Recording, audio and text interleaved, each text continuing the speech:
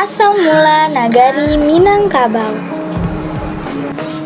Pada zaman dahulu, di daerah Sumatera Barat, terdapat kerajaan bernama Pagaruyu. Kerajaan yang damai dan makmur, dipimpin oleh raja yang bijaksana. Suatu masa, kerajaan Majapahit ingin menyerang kerajaan Pagaruyu. Sang raja mendengar kabar tersebut dan langsung mengumpulkan para penasehat kerajaan. Raja yang bijaksana itu mendengarkan satu persatu nasihat dari penasehat kerajaan. Sampai pada salah satu penasehat dari kerajaan berkata, "Paduka raja yang bijaksana, untuk menghindari pertumpahan darah dari kedua belah pihak, alangkah baiknya kita buat perundingan terhadap kerajaan Majapahit. Jika mereka menolak, maka kita adakan peraduan kerbau." Raja yang bijaksana langsung mendengarkan nasihat dari penasehat kerajaan tersebut. Dengan segera, raja menyuruh para dayang-dayang untuk berpakaian yang rapi dan juga mempersiapkan makanan yang lezat. Sampailah pada hari di mana pasukan Majapahit datang dengan persenjataan yang lengkap tiba di kerajaan Pagaruyu.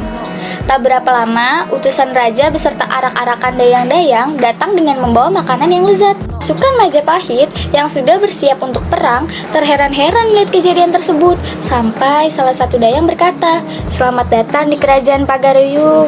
Hamba diutus raja untuk menjamu para pasukan dari Majapahit." Pasukan Majapahit mulai kehilangan semangat setelah menyantap semua makanan yang lezat. Setelah itu, para panglima perang diutus untuk menghadap ke raja. "Selamat datang di kerajaan Pagaruyu. Ada apa gerangan yang membawa kalian semua kemari?" sambut sang raja dengan ramah. "Kami diutus oleh raja dari Majapahit untuk menaklukkan kerajaan Pagaruyu," ucap sang panglima.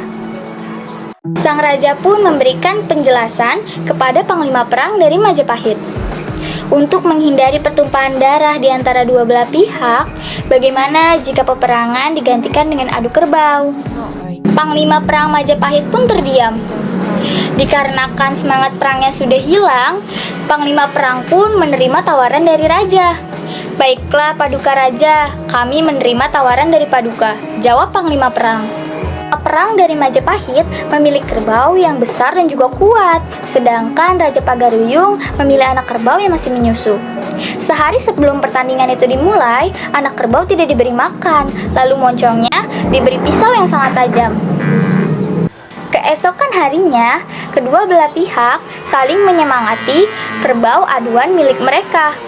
Kedua kerbau tersebut langsung dilepaskan. Kerbau milik kerajaan Majapahit terlihat beringas dan juga liar. Sedangkan anak kerbau milik kerajaan Pagaruyu karena sehari sebelumnya tidak diberi makan, ia pun segera memburu hendak menyusu pada kerbau besar tersebut. Karena ia mengira bahwa kerbau besar tersebut adalah induknya. Kerbau milik kerajaan Majapahit pun terluka karena tertusuk pisau tajam yang berada di moncong anak kerbau tersebut. Kerbau besar milik kerajaan Majapahit pun roboh dan terkapar di tanah. Semua penonton pun bersorak gembira.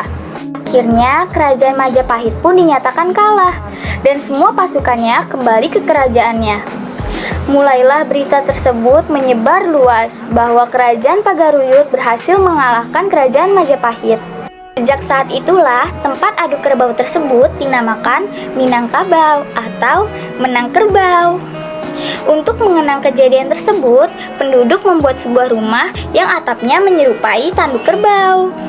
Pesan moralnya adalah bahwa kekerasan bukanlah jalan untuk menyelesaikan masalah.